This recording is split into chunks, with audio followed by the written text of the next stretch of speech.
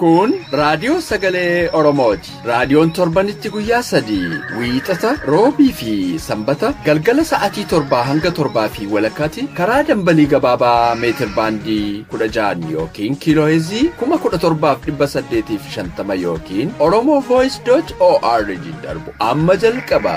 Kun raadiyoo sagalee Oromooti.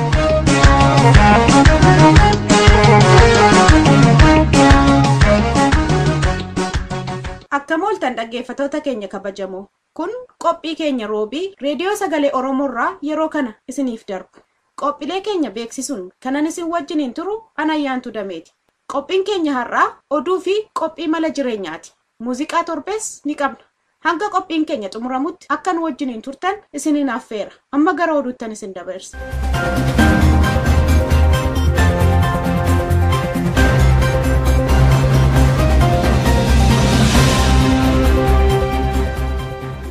Akkamooltan dhaggeeffattoota keenyaa oduu sa'aatii kanaaf qabnu sin dhageessisaan Abasaa Waaqjiraati. Wixineen seeraa 128 mana marii Ameerikaatiin raggaasifame. Wixineen seeraa kun haala qabiinsa mirga dhala namaa fi deemsa ijaarsa dimookiraasii Itoophiyaa sirreessuu irratti kan fuulleffate. Wixineen seeraa kun kibxata kaleessaa mana maree Yuunaayitid Isteetsitti mormii tokko malee raggaasifame.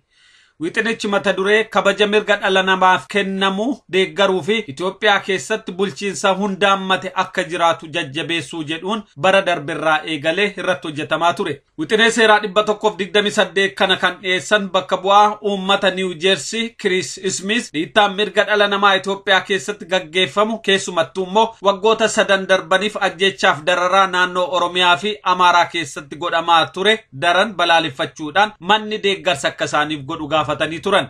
Dargaggoota hirmaannaa siyaasaa fi guddina dinagdee gaafatan irratti tarkaanfii gitaa oliit fudhatame naannolee Oromiyaa fi Amaaraa keessatti namoota 1,000 oltu ajjeefames jedhan bakka bu'aan uummataa kun. Wixineen seeraa 128 walitti dhufeenya Yuunaayitid Isteetii fi Itoophiyaan fuulduratti qabaatanis kutannoo Itoophiyaan dimookiraasii dagaagsuu fi olaantummaa seeraa kabachiisuu irratti qabdu irratti murtaa'uu akka qabu tarreessa. Xumura torbaan darbee waraana wayyaaneen kan ajjeefamte aadde Ayyaantuu Mahammad Shaanqoo ulfa ji'a 6 akka turte maatiin ishii dubbatan. Dubartii waggaa 20 kan turte Ayyaantuun mucaa waggaa 3 akka qabdullee beekameera. Ayyaantuun rasaasa lamaan mataa keessa dhawamtee kan ajjeefamte dilbata ebela 8 bara 2018 halkan keessaa sa'aatii 1 irratti ture. Hojii daldala jimaan Oromiyaa ba'aa magaalaa Qobboo keessatti jireenya ishii gaggeessaa kan turte Ayyaantuun dilbata darbe mana obboleettii ishii kan deessee ulmaa ciistu bira oolte otoo galaa jirtu waraana wayyaanee ishii gudeeduuf yaalanitti milkaa'uu dadhabanii lubbuun ishii akka darbe himameera. Reeffishii halkan guutuu sareen eegamaa akka bule kanneen ijaan argan nuuf ibsaniiru. Wiirtuu falmaa bilisummaa Oromoo ta'uun kan beekamtu magaalaan Amboo ammallee haga bilisummaatti akka harkan kennan himame. Ijaarsi qeerroo bilisummaa magaalaa Amboo har'a ibsa gabaabaa nuuf ergeen akka beeksisetti Amboos ta'e Oromiyaan guutuu haga bilisummaan dhugaa hin gonfatamnetti gabroonfataa harka fuudhuuf hin jiran. Qabsoo bilisummaa Oromoo barootaaf finiinaa jirutti xumura gochuuf hojiin bilchina qabu itti fufuu kan ibsi qeerroon bilisummaa Oromoo qabsoo fi akeeka Oromoo dabsuuf shiroota hojjetaman ofirraa ittisuun barbaachisaa ta'ullee dhaamee jira. Iccitiin injifannoo qabsoo Oromoo cichoominaa fi itti fufinsaan qabsoo gaggeessuudha kan jedhe qeerroon bilisummaa Oromoo qabsoo bilisummaa Oromootti xumura gochuuf fincila murteessaa fi waliigalaa finiinsuun hojii ittaanu akka ta'e hubachiisee jira. Kun kanaan otoo jiru ministeerri muummee Itoophiyaa Dr. Abiy Ahmed guyyaa har'aa Ambootti argamuun muudama isaanii uummata naannoo sanaaf ibsan.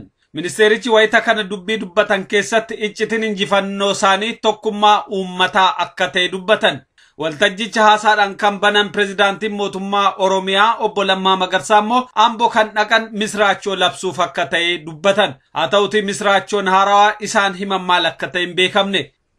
Jimma keessatti hidhaan babal'atee akka jiru gabaafame. Oduun naannoo sanarraa nu ga'ee akka hubachiisutti yeroo ammaa aanaalee Jimmaa keessatti hidhaa fi dararaan ammaatee jira. Hidhaa kanammoo kan gaggeessaa jiru Command Post wayyaanee akka ta'e beekameera. Command Postiin kun gaaffii tokko malee abbaa barbaadee fi abbaa jibbee lafumaa ka'e hidhaatti guuraa akka jiru beekameera. Akka odeessi nu ga'e kun ibsutti yeroo ammaa kana aanaa Gommaatti namoonni 20, aanaa Maannaa Yabbuutti namoonni 9, aanaa Qarsaa Sarbootti namooti 5, aanaa Saqqaa Coqorsaa Saqqaatti namooti 4, aanaa Deedoo Gabaa Sheekootti namooti 9, aanaa Limmuu Saqqaa Atnaagotti namooti 5 akkasumas aanaa Limmuu Kosaatti namoonni 9 sababa oromummaa isaaniitiin hidhamanii dararaa keessatti argamu. Hidhamtoonni kunneen nama isaan gaafatuu fi murtiin isaaniif kenname gammaatti hin jiru. Dhumarrattis Saudi Arabiyaan mana sinimaa yeroo jalqabaaf banuuf akka jirtu gabaafame. Aljeeziraan akka gabaasetti manni sinimaa jalqabaaf banamu kun waggoota 10 keessatti yeroo duraatiif baatee eebelaa keessa kan ifa ta'u. Biyyattiin bara faranjoota 2023tti mana tiyaatiraa baay'ee banuuf walii galteerra akka jirtu himamee jira. Haala kanaan haga bara faranjoota 2030tti manneen tiyaatiraa 30-50 ni banamu jedhamee eegamaa jira. Manni sinimaa kun magaalaa guddittii biyyattii Riyaaditti tajaajila kennuuf akka jirullee beekameera. Oduun kun akka hubachiisutti biyyattiitti erga sinimaan dhorkame waggaa 35 booda yeroo jalqabaaf dhimmi kun kan himame. Oduun sa'aatii kanaaf qabnu kanumaa qophii hafe waliin nagaan nu tura.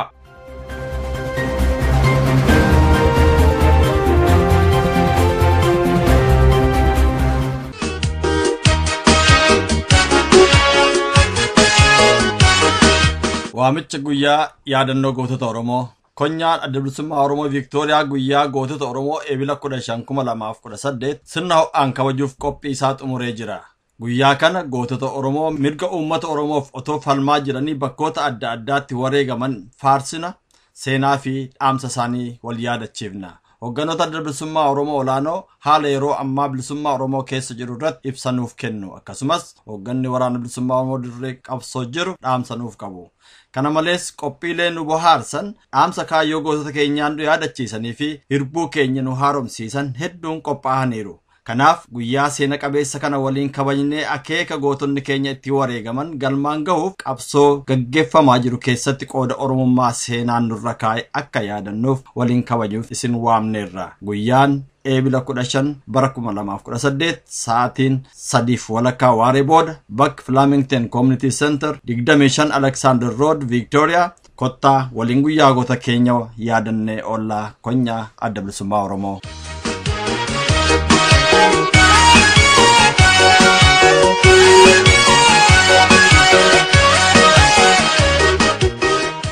Amma immoo qophiin kan wallee torbeeti. Ittaansee sagantaan keenya idilee mala jireenyaatu dhiyaata. Amma gara walleettan isin dabarsa. Sartu, caaltu, hayitu biroon haasaa kan sirbadha. Wajjoolle hojii warraan dhumtu kam taana. Hayaa mooyyee tana finnee dhufnaa xiqqoo nu eega. Ta'u lakki, harka harkaan tumne hojii aanaa boqotta. Hayi mooyyee moo. Kayroo duumni baatisa, kayroo duumni baatisa, kayroo abdii biyyaa duumni baatisa, kayroo duumni baatisa, duura achisi duumni baatisa, kayroo duumni baatisa, kahii wayi waachisi duumni baatisa, kayroo duumni baatisa, shabii wal nyaachisi duumni baatisa, kayroo duumni baatisa, kayroo duumni baatisa, kayroo duumni baatisa, kayroo duumni baatisa, kayroo.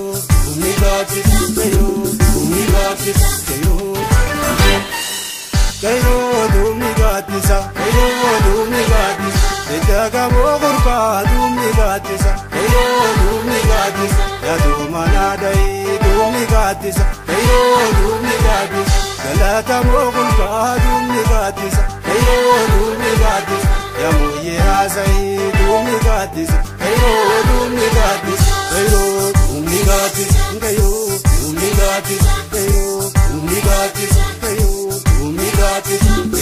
dumi gatisa, Kairo. Afalaga galti manyati wakallen, sifakati male singe suta kallen, waiko me kana dobro gay.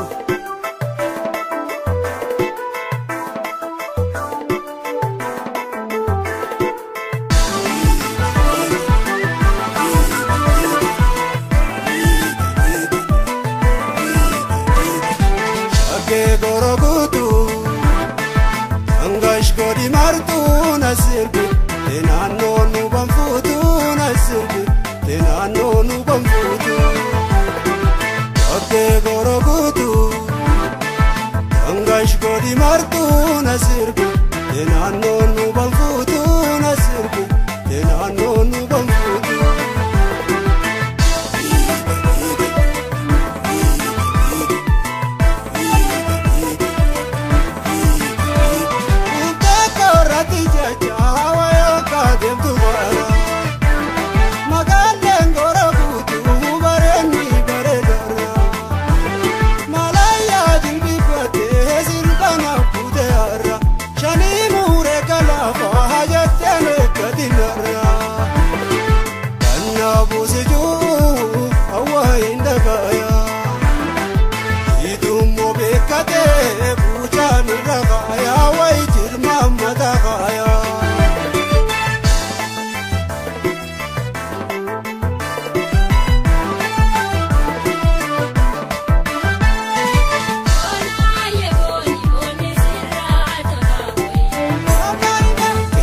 Shamarran kaaramuun yooti forora morma jala awiti adaya birille goya golole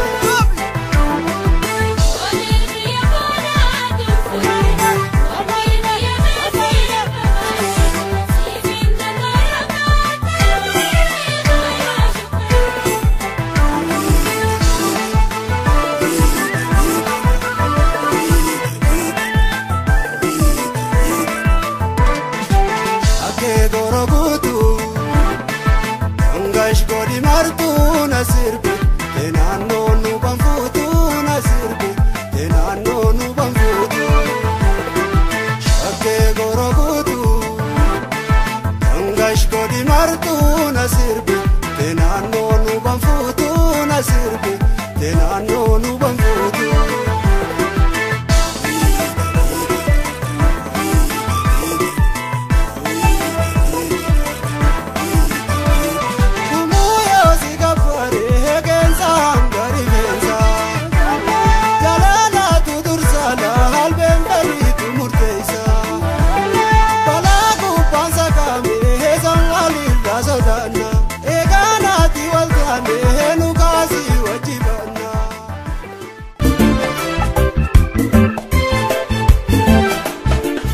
Kun qophii mala jireenyaati. Qophiin mala jireenyaa torbaanii guyyaa tokko isin dhiyaata. Kaayoon qophii kana uummanni Oromoo beekumsa, ogummaa fi muuxannoo isaan barbaachisu argatanii akka murtee qajeelaa fudhachuu danda'an hundeessu.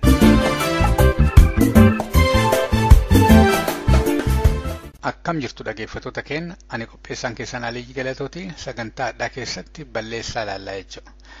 Balleessaa bifa afuriin tokko kan namarraa dhufu, katti dalagan irraa dhufu, kawaan oomishan irraa dhufuu fi akkasuma kawaan itti dalagan irraa dhufu laallaa jechuudha. Duraan kan namarraa dhufu, balleessaan namarraa dhufu. Balleessaa yeroo jennu waan wayii waan haa ta'u kanaaf ta'a jetteeti ati gootu kan inni ammoo milkaa'uu dideeti waa ati qabdu si jalaa balleessu jechuudha. Balleessaa yeroo jedhamu wanti waan ati barbaaddeef dhiisee waan biraa yeroo ta'u jechuudha. Kanamaa balleessaan namarraa dhufu ka duraa namuma yeroo filattu balleessitaa jechuudha. Nama qajeelaa hujii saniif ta'u ka amala hujii san waliin deemu qajeelatti filachuu dadhabuurraa dhufaa jechuudha. Waan amma selection criteria yeroo baay'ee namni ka'eetuma namni amalleetti tolee yookiin fira ta'ee yookiin ammoo waan beekuuf fuudhee waan wayiiti eda'aa jechuudha. Namni suni waan san waliin waan hin deemneef jecha wanti waan achi keessa hojjetamu martuu sababa nama saniitiin baduu danda'a jechuudha. Namni sun waan ati hojjettu saniif rakkoo ta'aa jechuudha. Kanaaf nama uduu hin filleen dura nama filuu yeroo hin jedhu hojii ta'uu danda'a, haadha manaatiif abbaa warraa filachuu ta'uu danda'a, dhaaba siyaasaa ta'uu danda'a, nama walii ooltu ta'uu danda'a. Ooma ta'ee haa ta'u guyyama kanaa nama walii ooltu yoo kan filanne taate guyyaan kan keessuun akka gaariitti ooluu dhabuu hin mala. Nama qajeelaa hujiif yeroo filtu nama qajeelaa hujii ta'u yoo hin fille hujiin sun qajeela hojjetamuu dhabuu hin mala. Nama gaarii yoo walitti edamne yookiin waliin fuune deebiteeti divorce yookiin ammoo walii dhufaa jechuudha. Kabiraa rakkoon namarraa dhufu namoota waliin dalaguu hin dandeenye bakka tokko geetta. So namoonni ati filteettu kunniin namootuma gaggaarii ta'aniiti hujii waloon dalagan kana namoota waliin dalaguu hin dandeenye wal fudhachuu hin dandeenye bakka tokko kaayuu irraa miidhaan sirra gayaa jechuu yookiin ammoo wanti sun akka hojjetamne hafaa jechuudha. Kanaafuu nama gaarii filuu callaatu hin taane namni ati filtu sunillee namoota qara keessa jiran waliin hin hojjetamu hin hojjetu waan amma biyya faranjii kanatti organizational culture jedhan dhaabni martuu yookaan maatiin martuu aadaa ofii qaba akkaataa itti waa dalagatu akkaataa itti jiraatu akkaataa itti waan tokko itti godhu qaba jechuudha. Kanaafuu waan jirutti waa haarawaa yeroo fiddu wanti haarawaati fiddu suni warra jiru wal fudhataa ka jedhullee ilaaluun guddisee barbaachisaa jechuudha. Kabiraa balleessaan namarraa dhufu wanti nama tokko kakaasee akka bakka tokko seenuuf inni deemuuf suni yookiin motivation jechuun maaltu namicha kana kakaase namni kun maaliif na fuudhuu barbaada maaf itti heeruma yookiin ammoo dhaaba siyaasaa kana maaliif seenaara namni kun horiif seenaaramu fakkeenyaaf amma namni gariin waa wayii yeroo seenu angoof seena yookiin ammoo horiif seena amma angoonii fi horiin illee firan qabdu amma namni ka'eeti dhaaba adda bilisummaa Oromoo haa seenu jennu wanti achi seenu yookiin horii argama jedheefa bikka yookiin ammoo dafee aangoo argadha jedheefa bikkata waan kana yoo dhaabichi kan kennineef taate mootummaa Itoophiyaa yoo ka kennuuf taate mootummaa Itoophiyaatti illee wanti hin deebineef hin jiru jechuun maaliif angoonii fi horiin illee firan qabdu jechuun abbamatti kennetu fudhata jechuun nama san. Kanaaf namni tokko waan gaariif waan kana seenaaramu moo waan hamaaf waan kana seena. Kanaaf motiveeshiniin namaallee hedduu guddisee barbaachisaa jechuun maaliif akka namni waan tokko keessa seenu. Kun ammoo wanti amma balleessaan irraa dhufu namni ati filteettu nama gaarii garuu hujii isa waliin deemu ittiin kennine hujii biraa itti kennite jechuudha. Waan amma dalagaa fi nama dalagu waliif fiduu jechuudha. Nama dalaguuf dalagaa yoo walitti hin finne dalagaan sun hin dalagamuu jechuudha. Kanaafuu balleessa dhalataa jechuudha. Kun ammoo rakkoon namarraa dhufu namoonni bakka tokko dhufan yookaan bakka tokko dalagaa yookaan waan siyaasaa ta'e waan hawaasaa ta'e waan maatii tokko keessatti akkaataa isaa itti walitti dubbatanir yoo qajeelaa kan taane taate akka malitti wal hubatan jechuudha. Akka malitti wal hubachuu irraa hujiin suni akka hammaatu ta'aa jechuudha. Kuma hajaa isaaniiyyuu tokko ta'ee dandeettii isaaniiyyuu tokko ta'ee fedhii isaaniitu wal fakkaateeti akkaataa isaa itti walitti dubbatan yoo ka waliin fudhanne taate sunillee waan rakkoo uumeeti wanti sun akka hin dalagamne dhooguu keessaa tokko jechuudha. Ka lammaffaa akkaataa itti waa daladdurraa wanti wayii bada jechuudha. Ka duraa akkaataa itti waa daladdu tokko wama dalagu kana wayyeessee dalaguu barbaada. Tokko ammoo dalaguu nuu hin gahaa jira. So kwaalitii uumuu fi uumuu dhabuu irratti wannoon jiraataa jechuudha. Ka biraa karaa adda addaa akkaataa itti daladdu sani bilisummaan karaa adda addaatiin dhufti. Jaannanni karaa adda addaatiin dhufa. Horiin karaa adda addaatiin dhufa. Jechuun wanti tokko akka badu godhaa jechuudha. Daarekshinii deemturra. Maaliif karaa tokkorra yoo hin deemne yoo guruppii tokko taate tiimii tokko keessa taate akka yaadaatti yaada adda addaa qabaachuu hin dandeetta. Garuu yeroo deemtu yeroo kaatee deemtu waan tokkorra deemuu qabdaa jechuudha. Yoo waan tokkorra hin deemne karaa deemtaa wanti sun hin dalagamu balleessaa ta'aa jechuudha. Kun akkaataa rakkoo itti maaneejii gootu.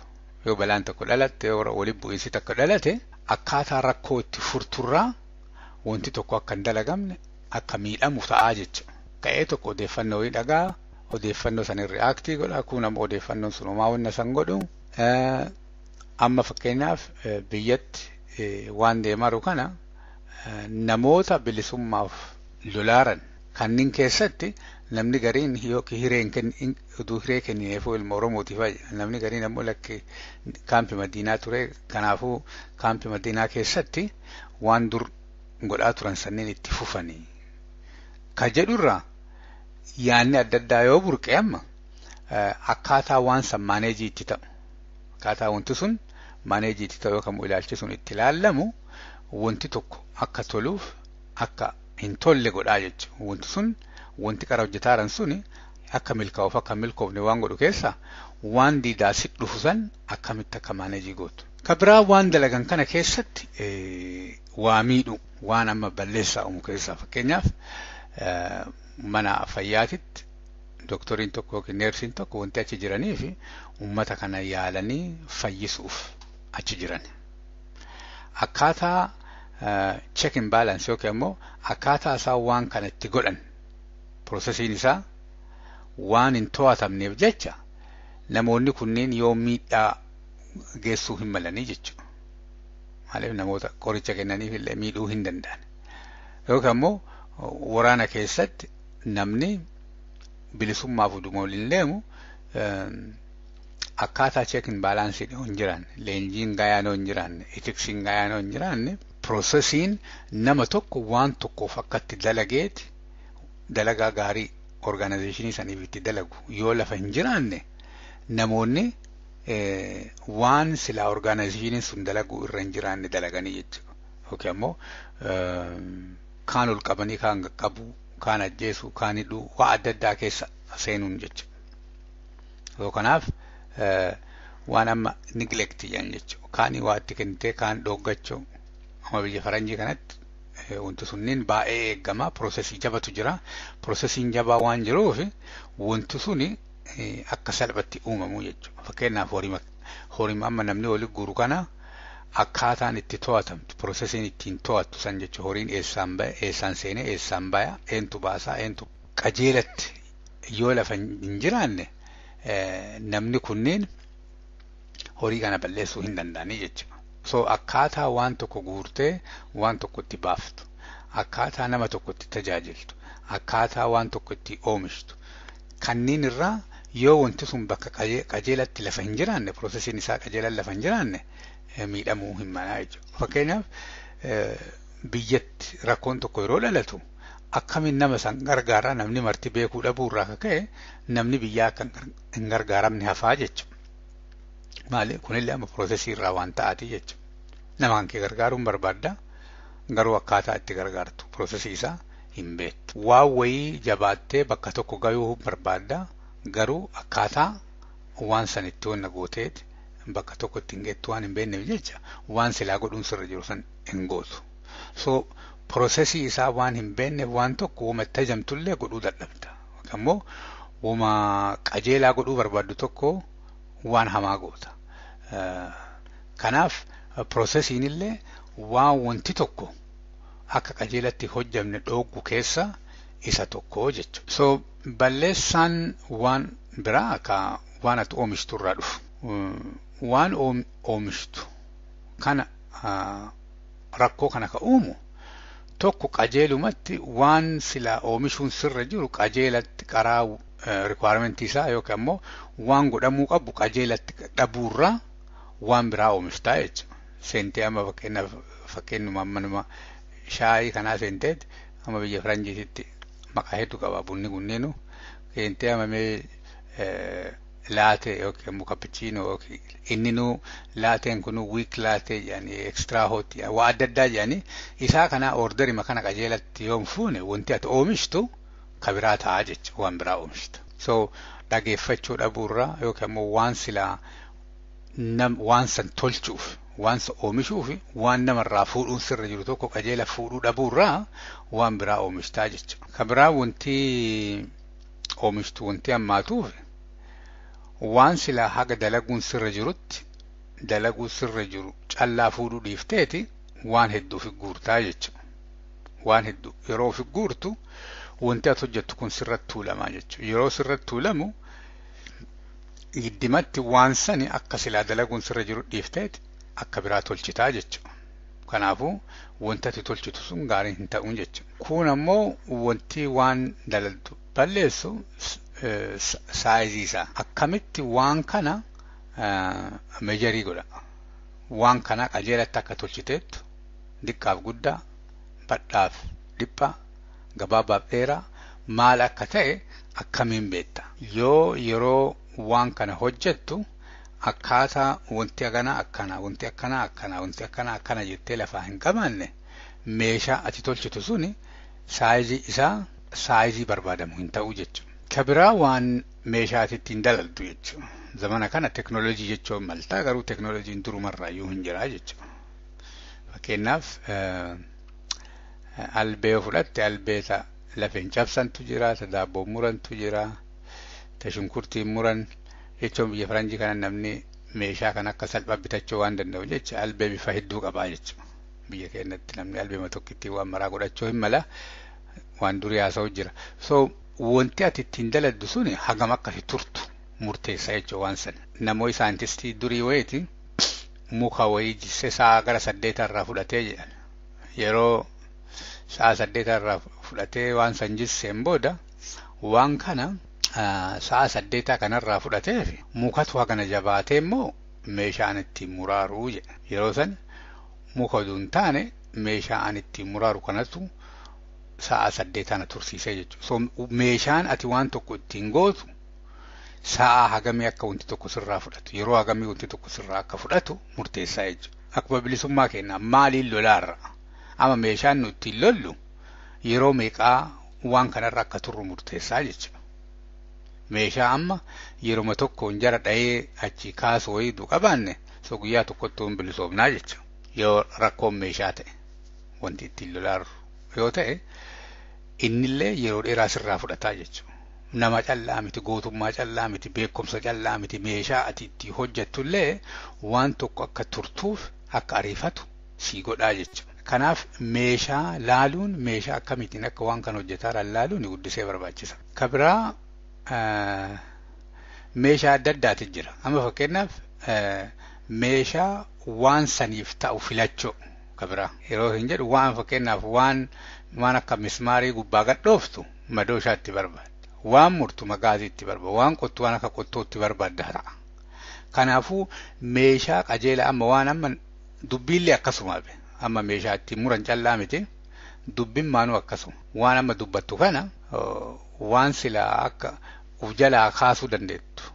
Amma dhiifamaa waan fixuu dandeettu lola deemta. Lola yoo deemte waan biraa ta'a. Waan amma caqasuun sirra jiru haasayatti yoo fiidde rakkoo seenta jechuudha. So teknooloojiin illee amma meeshaa qajeelaa qottoo ta'ee waan ittiin qottu, waan ittiin murtu, waan madooshaa ittiin dhooftu kanneen wama akkanaa jechuudha. Fakkeenya akkana meeshaa kamtu waan hojjedhu kana waliin deema ka jedhu isa filachuun illee waan tokko akkati qajeela hojjettu akkati waan balleessine si dhogga jechuudha. Yoo ka dogoggoraa fudhatte wanti sun hin milkaa'u jechuudha. Kun ammoo wanti tokko waan tokko ka balleessu value ati teknoolojii sanii yookaan immoo meeshaa sanii ati kennitu. Yoo waan tolchitu sanii gatii guddaa ka kennitu taate meeshaa waan san waliin deemu filattaa jechuudha. Amma waan garii yoo badellee garaa si nyaatu jechuudha. Kanaaf margite dhimma itti baata. Yoo ammoo gatii guddaa ka kennituuf taate ammoo meeshaa waan san qajeelatti dalagu filattaa jechuudha. Amma mana hospitaalaallee olatte limmoo kanniinuu limmoo adda addaatiin si waraanan. Qorichi meeshaan keessaa dhufu adda addaa jechuudha biyya amma guddatte kanneen keessatti. So meeshaan ati itti hojjettu warri amma nyaata bilcheessullee amma distima nyaata itti bilcheessan tanaata adda addaa godha jechuudha. Waan adda addaa yeroo bilcheessu meeshaa adda addaa distii adda addaa filata jechuudha. Kanaaf wanti nu hojjennu kun yeroo baay'ee meeshaan nuti dalannullee balleessaa akkamii akka nu tolchinu yookaan immoo maaliif akka badu qooda guddaa qaba jechuudha. Namni yeroo baay'ee nama sababata jechuudha. Namaa callaa miti. Wanti balleessaan irraa dhufu tokko akkaataa waa itti dalagamu yookaan immoo piroosesii isaa jechuudha. Qajeelatti piroosesiin qajeelaa waan hin jirreef wanti sun hammaataa jechuudha. Kun ammoo waa ati tolchitutu rakkoo fidaa jechuudha. Buna siin jedhee shaayii yoo naaf fidde hin taane jechuudha. Garuu shaayii godhuun kan kee ammoo hooma qajeelaa hojjettee yeroo buna tolchuu sirra jirutu tolchite atillee waa hojjetteetta kanaaf mufatta. Garuu awwa ati tolchite sanii miti ka barbaadu waan biraa barbaadaa jechuudha.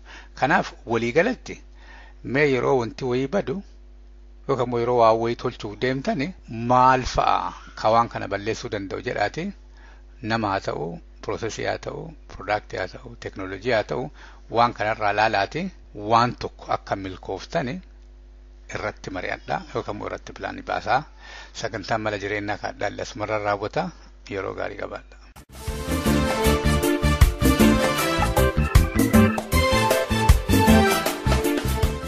yonaatti kan caqasaa turtan reediyoo sagalee Oromoo dambalii gabaabaan isinii darbaa ture. Daqiiqaa 30 waan nu waliin turtaniif hedduu galatooma. Qophiilee keenya sanbataan hanga walitti deebinutti nagaan nuuf tura.